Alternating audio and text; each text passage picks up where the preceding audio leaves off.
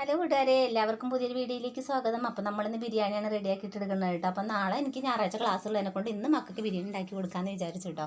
അപ്പോൾ അതിന് വേണ്ടിയിട്ട് ഞാനിതാ ഉള്ളി തക്കാളി ഒക്കെ വാട്ടിയെടുക്കുന്നുണ്ട്. അപ്പോൾ അതിലേക്ക് ഞാനിതാ 2 ടേബിൾ സ്പൂണാണ് വരുന്ന നെയ്യാണ് ഒഴിച്ച് കൊടുത്തിട്ടുള്ളത്. പിന്നെ ബാക്കി വെളിച്ചെണ്ണയാണ് കേട്ടോ. അപ്പം ഓയിൽ കുറച്ച് കുറവ് ആയിട്ടാണ് ഞാൻ ബിരിയാണി റെഡിയാക്കിയിട്ട് എടുക്കുന്നത് കേട്ടോ. അപ്പോൾ അതാ 1 കിലോന് മേലെ ചിക്കൻ ഉണ്ട്, പിന്നെ 3/4 കിലോ അരിയാണ് വരുന്നത്. അപ്പോൾ കുറച്ച് മുന്നേ തന്നെ ഞാൻ ചിക്കനിൽ കുറച്ച് പൊടികളും കാര്യങ്ങളൊക്കെ ഇട്ട് റെഡിയാക്കി വെച്ചിട്ടുണ്ടായിരുന്നു. അപ്പോൾ അതിന് മുളക് പൊടി ഞാൻ ഇട്ടിട്ടില്ല, ബാക്കിയുള്ളതൊക്കെ ഇട്ടിട്ടുണ്ട്. കുരുമുളക്, എന്താ പറയുക, മല്ലിപ്പൊടി, അങ്ങനത്തെ ഒക്കെ ചിക്കൻ മസാലയൊക്കെ ഇട്ട് ഇതാക്കിയിട്ടുള്ള കേട്ടോ. അപ്പോൾ ഇതിൻ്റെ ഫുള്ള് വീഡിയോസ് ഞാൻ എൻ്റെ ചാനലിൽ അപ്ലോഡ് ചെയ്യുന്നുണ്ട് കേട്ടോ. അപ്പോൾ അത് 1 മിനിറ്റ് വീഡിയോ ആയതുകൊണ്ട് നമുക്കത് ഫുള്ള് കാണിക്കാൻ പറ്റില്ല.